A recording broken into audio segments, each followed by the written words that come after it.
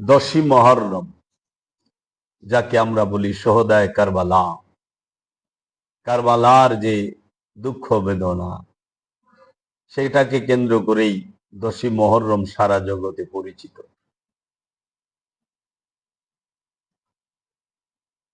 এই দশই মহররমকে ধামা চাপা দেবার জন্য অনেক চেষ্টাই করা হয়েছে। আমি যদি আমার মহান বিসমিল্লাহির রহমানির রহিম, জানে मन निसारम बनाम हुसैन, मुनाम गुलाम गुलामान हुसैन, शाह हस्त हुसैन बादशाह हस्त हुसैन, दीन हस्त हुसैन दीन बना हस्त हुसैन, सरदाद नदाब दस्त दर दस्त यजीद, हक्का के बिनाए ला इलाहा हस्त हुसैन।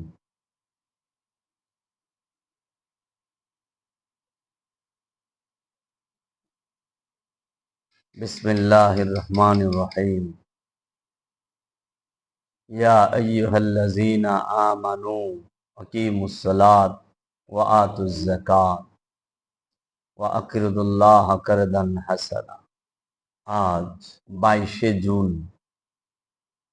2026 साल, 6 मुहर्रम 1448 हिजरी, रोज सोमवार। আজকে কিছু আলোচনা করব উমাইয়া আব্বাসিয়া রাজবংশের দ্বারা, উমাইয়া আব্বাসিয়া রাজবংশের দ্বারা তাদের বেতনভুক্ত কর্মচারী যারা, তাদের দ্বারা যে কারবালার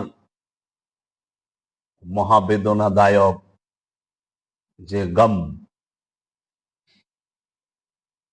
যে দুঃখ,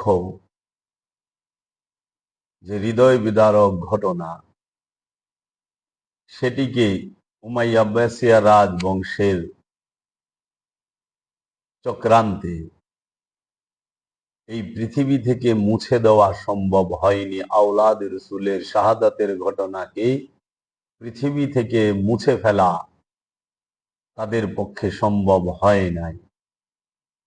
তাই এই বনু উমাইয়া, বনু আব্বাসী গোত্রের মানুষেরা, রাজারা, তাহারা চেষ্টা করেছে এই কারবালার ঘটনাটিকে মানুষ যেন মাতম হিসেবে, গম হিসেবে, দুঃখ হিসেবে মুসলমান জাতি, মানব জাতি গ্রহণ না করতে পারে।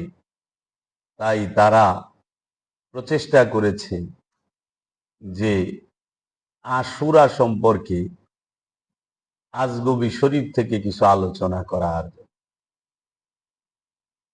তারা বিরাট বিরাট আজগবি কথাবার্তা এই কারবালার ঘটনার দিনে জুড়ে দিয়েছে, যেন কারবালার যে আওলাদ রসুলের উপরে বনু উমাইয়া বংশ যে অত্যাচার, জুলুম, নির্যাতন, বর্বরচিতা যে জুলুম করেছে, সেটা থেকে মানুষের মন, মস্তিষ্ক এবং নজর ভিন্ন খাতে প্রবাহিত হয়। সেই প্রচেষ্টাটাই এই উমাইয়া আব্বাসিয়া রাজবংশ করেছে। তার জন্য তাদের অনেক আজগবি কথাবার্তা লিখতে হয়েছে আজগবি শরীফ থেকে। কিছু আছে আজগবি শরীফ, কিছু আছে হুজুর শরীফ, কিছু আছে মৌলানা শরীফ।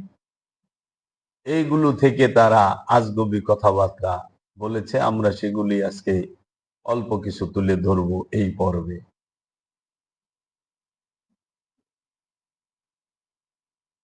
এই 10ই মহররম, যাকে আমরা বলি সোহদায়ে কারবালা, কারবালার যে দুঃখ বেদনা, সেটাকে কেন্দ্র করেই 10ই মহররম সারা জগতে পরিচিত।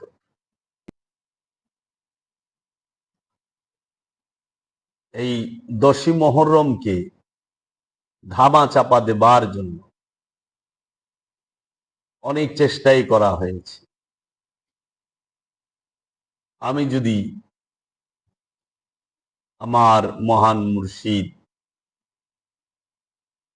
চেরাগে জান শরীফ কালান্দার বাবা জাহাঙ্গীর বা ইমান আল সুরেশ্বরী লিখিত কিতাব হতে কিছু অংশ আপনাদের সামনে অল্প একটু পড়ে শোনাই, হয়তো আপনাদের জন্য উপকার হবে। এই লেখাটি বাবা জাহাঙ্গীরের লিখিত কিতাব সুফিবাদ আত্মপরিচয়ের একমাত্র পথের মধ্যেই আছে।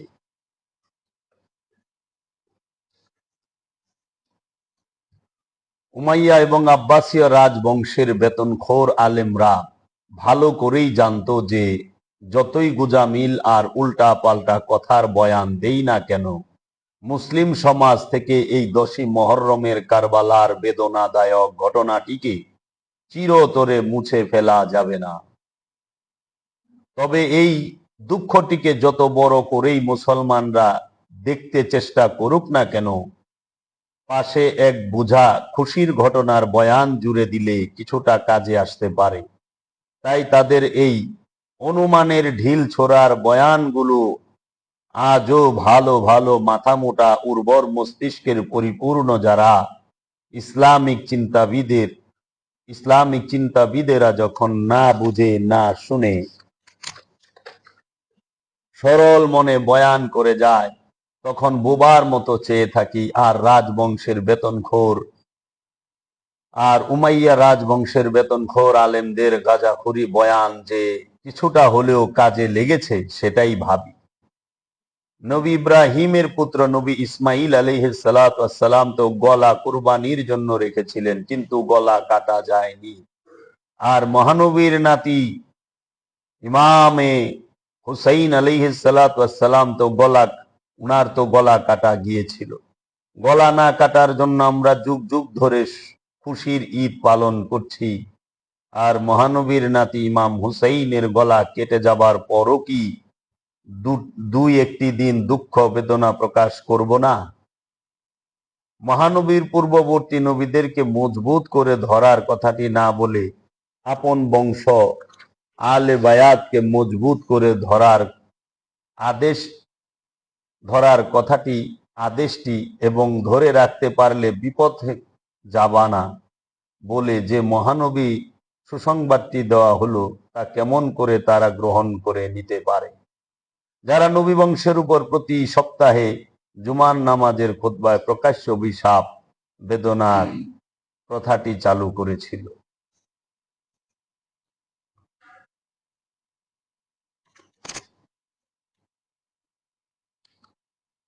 উমাইয়া আব্বাসিয়া রাজবংশের আলেমরা, বেতনখোর আলেমরা, তাহারা এই 10ই মুহররম কারবালাকে ধামাচাপা দেবার জন্য অনেক খুশির ঘটনাকে অবতীর্ণ করেছেন। তাহারা জগতে প্রচার করেছেন আশুরার দিবসে আল্লাহ বসেন আরশে, 10ই মুহররমের দিন আল্লাহ রাব্বুল আলামিন আরশ মহল্লায় বসেছেন। খুশির খবর, আনন্দ করেন, খুব আনন্দ করেন। কেন? বলে যে কারবালা তো ঘটছে পরে, আশুরা তো অনেক আগে, আল্লাহ প্রথমে বসছেন। তারপরের ঘটনাটি এই 10ই মুহররমে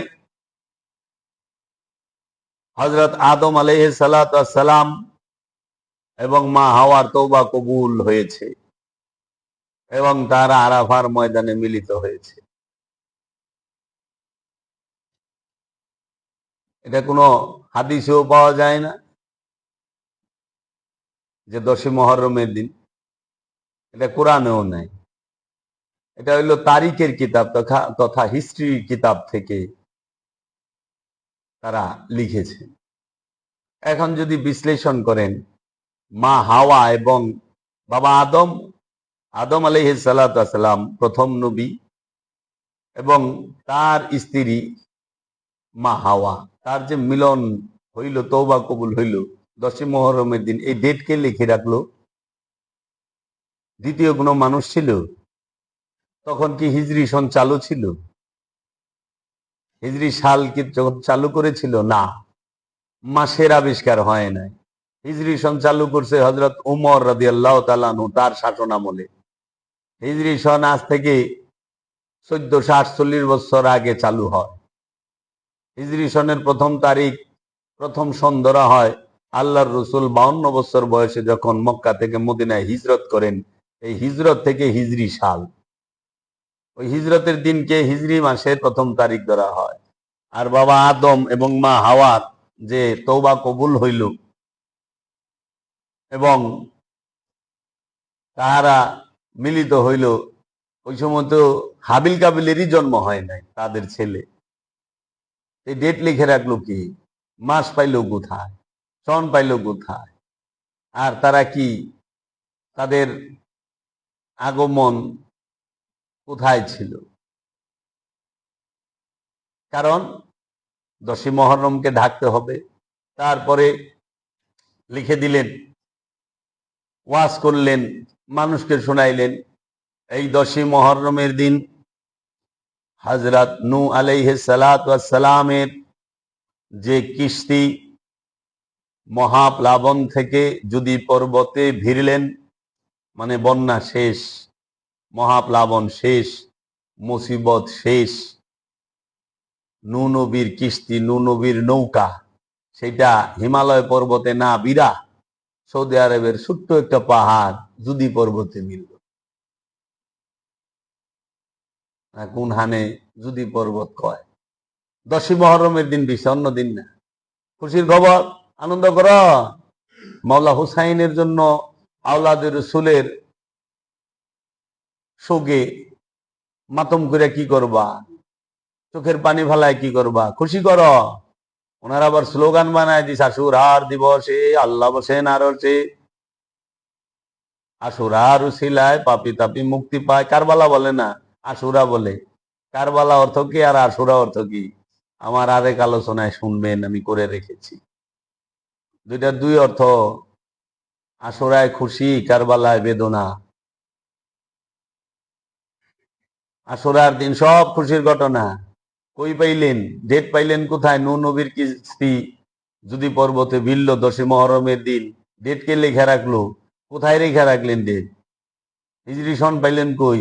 হিজরি মাস পাইলেন কই? হিজরি সনের মাস কই পাইলেন? ডেট কই পাইলেন? কিভাবে লিখলেন? কে বললো আপনাদেরকে?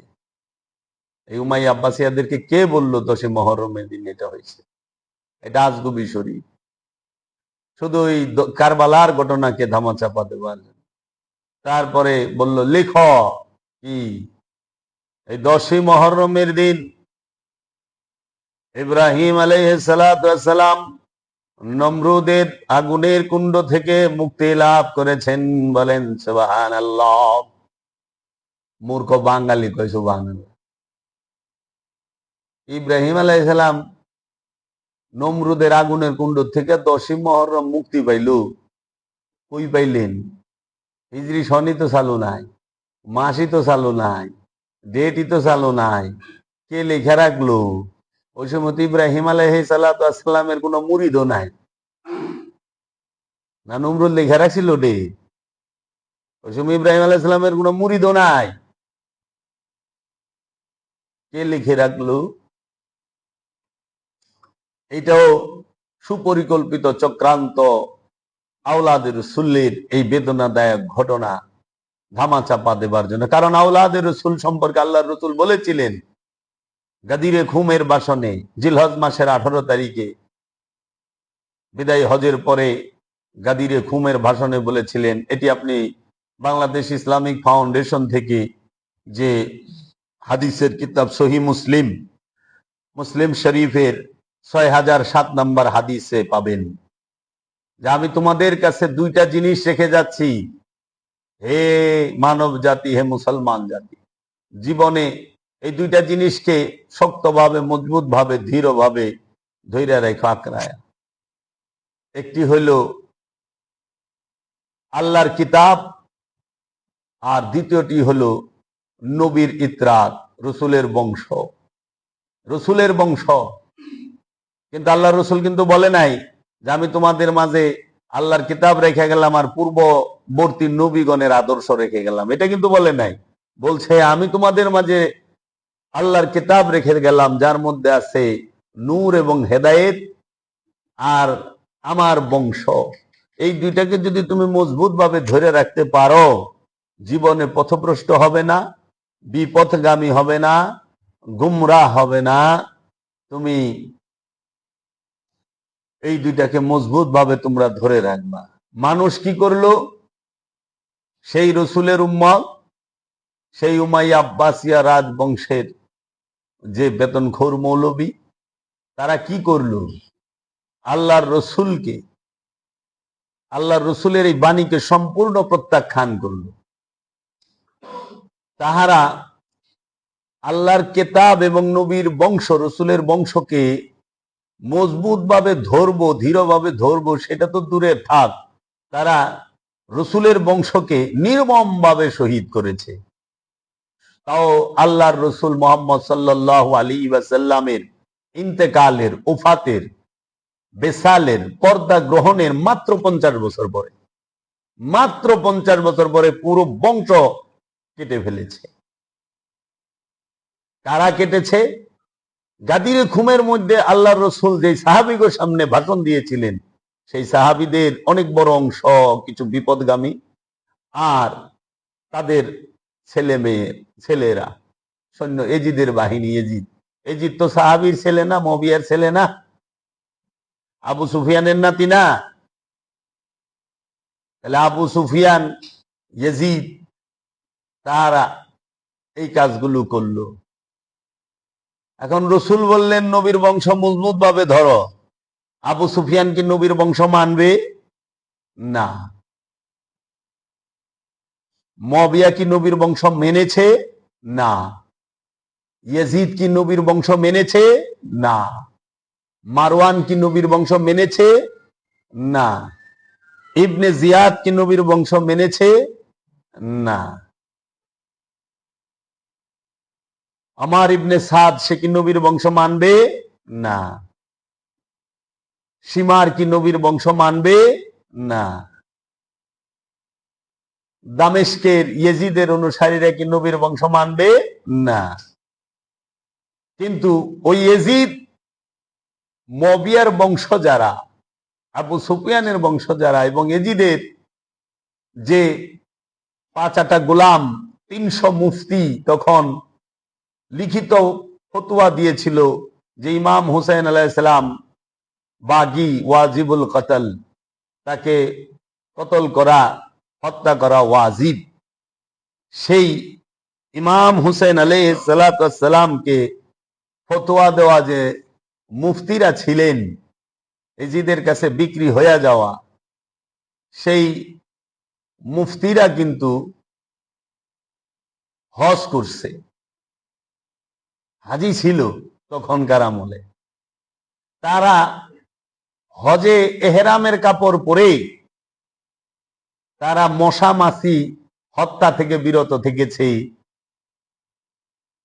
তারা কোন প্রকার জীবজন্তু হত্যা থেকে বিরত থেকেছে হজের সময়। কিন্তু ওই হাজিরাই, ওই দামেস্কের সৈন্যরা, ওই 300 মুফতিরাই, ওই এজিদি, ওই আমার ইবনে সাদ এবং ওই ইবনে জিয়াদ, তাহারা হজে যাইয়া এহরাম পরা অবস্থায়, এহরামের কাপড় পরা অবস্থায় তারা মশা মাছি মারে নাই, কিন্তু তারা কারবালা আওলাদের রাসূলকে নির্মম ভাবে কুবিয়ে কেটেছে, কুপায়া কাটছে, কল্লা কাটছে, কল্লা। যারা হজে মশা মারে না, মাছি মারে না যায়া, তারাই যে রসুলের থেকে হজ পাইছে, নামাজ পাইছে, সেই রসুলের আওলাদদেরকে নির্মম ভাবে কুপায়া কুপায়া কাটছে এবং তাদের ফের মোবারক, মাথা মোবারক বল্লমের মধ্যে বিন দেয় দিছে। তারা জিজ্ঞেস করছে আবার এহরাম পরা আব্দুল্লাহ ইবনে ওমরের কাছে, দামেস্কের এই এজিদের বাহিনী জিজ্ঞেস করছিল আমরা কি এহরাম পরা অবস্থায় মশামাছি মারতে পারবো না পারবো না। তখন আব্দুল্লাহ ইবনে ওমর বলেছিলেন এই এজিদের বাহিনী আমাকে জিজ্ঞেস করে এহরাম পরে মশা মাছি মারতে পারবো কি, কিন্তু তাহারাই তো মাওলা হুসাইনের মাথা মুবারক কাটছে কারবালায়, তাহারাই তো মাওলা হুসাইনের ছেলে ইমাম আলী আকবরের, ইমাম আলী আসগরের সবার মাথা কাটছে। আল্লাহ রসুল বলছিলেন যে আমার বংশকে শক্ত করে ধরে রেখো, কিন্তু আল্লাহ রসুলের সেই সাহাবিরাই, আল্লাহ রসুলের থেকে হওয়া মুসলমানের মধ্যে একদল যারা বিপদগামী ছিলেন, যারা স্বার্থের পূজারী, শক্তির পূজারী, ক্ষমতার পূজারী ছিলেন, যারা রাজা হওয়ার জন্য বেকুল ছিলেন, যারা গভর্নর হওয়ার জন্য আকুল এবং বেকুল ছিলেন, তাহারাই আল্লাহর রসুলের বংশকে শক্ত হাতে দমন করেছে, কেটেছে নির্মম ভাবে।